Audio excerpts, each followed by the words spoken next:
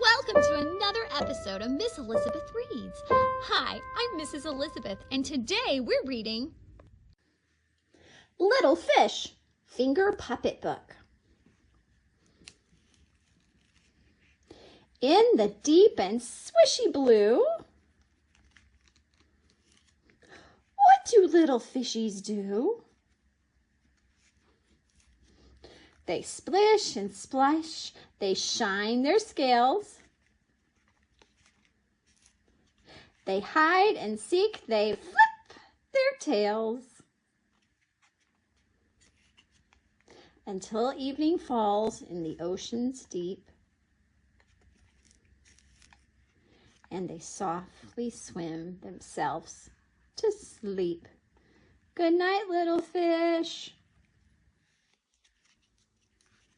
Thanks for joining me. I hope you have a wonderful rest of your day. Bye.